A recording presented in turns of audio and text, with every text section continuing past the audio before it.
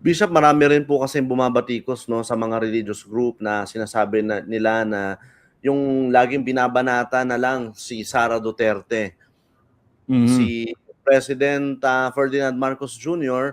ay ano, parang, sacred cow daw o Mhm. parang, bakit parang, naninimbang yung mga religious leaders daw pagdating kay President Marcos dahil daw ba yun ay ayaw nila talaga sa Duterte family.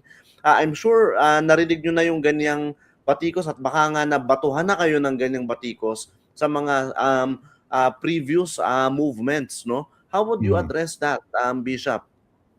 Well, kasama do'n sa ating panawagan, hindi lamang Duterte ang managot. Actually, ang sabi natin do'n sa White Ribbon is, Marcos Duterte managot. Ibig sabihin, wala tayong yung sinabi mo, wala ng sacred cow. Napansin nga lang natin na pagdating do'n sa 'di ba nag-file ng impeachment sa ating presidente, pero madali ang para bang dinismiss na walang basis.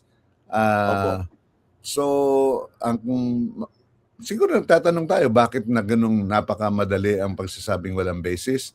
Tapos ngayon naman ay in-encourage natin na ituloy ang pagkakaroon ng proseso sa ating Vice President at ngayong nandun na sa Senado, ang ating pa ring kahilingan ay maging patas at maging objective at hindi parang precluded na o kaya prejudged na. Kaya nga merong proseso eh. At inaasahan natin na maging objective nga yung proseso dito. So, yun lang ang ating kahilingan dito sa White Ribbon Movement ay maging maayos at wala tayong sinisino, wala tayong kinakampihan. Ang ating kinakampihan ay ang katotohanan, ang kalagayan ng sambayanang Pilipino at ang dapat na managot ay dapat managot at wala tayong exemption. Bishop, anong nararamdaman niyo na may mga pare at pastor na parang meron pa ring sinisino, na parang, "Wag na 'yan, wag na nating pag-usapan muna yang, flood control, scandal dahil baka manalo pa si, Vice President Duterte bilang pangulo." Ano po yung nararamdaman niyo na meron pa ring ganiyang despite your movement, meron pa ring ganiyang mga pananaw? Hindi natin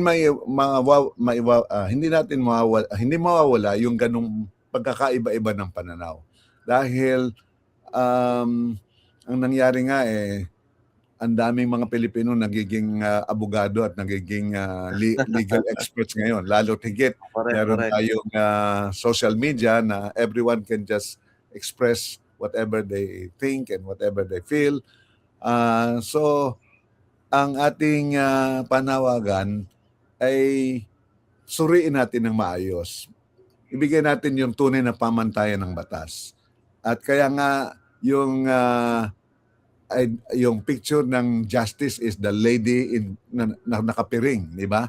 At Correct, correct. it should be blind in terms of assessment, pero gusto nating ilabas lahat ng dapat mailabas at hindi tayo parang one-sided lamang. So, ngayon, alam naman natin na ang pag nilagay mo na sa political judgment is something what I call relative truth. Ano yung relative truth? Meron tinatawag na absolute truth. Ngayon, sa atin bilang mga religious leaders, sinasabi natin when it comes to the gospel truth, absolute yan. Ibig sabihin, you have absolute. Ngayon, pagdating sa political perspective, political judgments, meron tinatawag na relativity. Depende yun sa kung sinong tumitingin, kung sino anong kanyang damdamin, anong kanyang pananaw. Pero ang ating panawagan, maging objective tayo dito at wag ilabas natin ang lahat ng argumento, lahat ng posisyon at pero yung ngayon dito sa impeachment, ang mangyayari, yung mga judges, yung mga senador, sila ang magkakaroon ng kanilang pagsusuri, pagtitimbang kung ano ang magiging desisyon tungkol dito. Ngayon nga, nagkaroon nga pa ng problema tungkol sa maging ang ating mga senador ay medyo nagkaroon ng alignment ng kanilang position. So sana ay magkaroon ng pagtingin na hindi sila titingnan na parang aligning their decision based on political persuasion, dahil ang politics ay magkaroon ng pagkakaibang pananaw. It is relative, but they should focus on what is the objective na responsibility na bilang mga senator judges. Sila ay alamin talaga yung pakinggan kung ano yung prosecution, pakinggan din yung defense, and then after that, magkaroon sila ng pag-examine ng lahat ng ito at magbigay ng pagdidesisyon ayon sa kanilang assessment ng kanilang narinig, ng kanilang pag-iisipan, at ano ang magiging katotohanan. Di ba sinasabi sa scripture, it's the truth that will set you free. At ang mahalaga ay yung katotohanan ang ating makita sa ganitong paglilitis at sa pagharap sa usaping ito ng hinaharap ng ating bayan. Bishop, nabanggit nyo na yung politics may relativity yan, no? Pero marami din sa ating mga moral leaders ang parang itinali yung morality with politics, na kumbaga just to be specific, no, choosing the Dutertes is an immoral choice. So, kumbaga, it is already closely tied to their valuations of morality. Hindi po ba? How would you address that kind of that mindset? Siguro ang aking panawagan dito, sabi ko nga, may relativity when it comes to politics. We cannot have one position which is sasabihin unanimity tayo doon.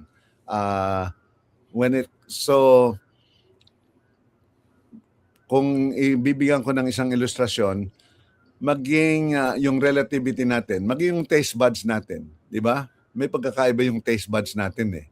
Yung ibang tao gusto maalat, yung iba hindi maalat. O sasabihin, maalat ito, yung iba naman hindi naman. O maasim o hindi maasim. So may relativity doon. Pero itinataas natin na sino ang magiging standard. Kaya nga, in a democratic society, meron tayong konstitusyon. Ang konstitusyon, yun ang ating saligang batas at yun ang magbibigay ng itong batayan ng ating pag-assess ng political processes natin. Tapos, dun sa ating government system, meron tayong 3 branches of government. Merong nandun yung legislative branch, nandun yung executive branch, nandun yung judicial branch. At may kanya-kanyang, ito ang maganda sa democracy, na meron tayong 3 branches of government para talagang maging maayos ang ating paglakad. Ngayon, ang legislative, meron din in the impeachment process, nandun yung ang prosecution will come from the lower house, but ang judges would be the Senate. At pero pagka nakikitang merong mga misinterpretation or miscall on both the prosecution and the Senate, nandun naman pumapasok yung ating judicial system, judicial branch, who will interpret a final arbiter of the interpretation ng ating mga batas. So sana yung rule of law, yung ayon sa batas ang ating sundin. Magkakaroon ng iba-ibang opinion dito, pero yung opinion will be guided by the rule of law.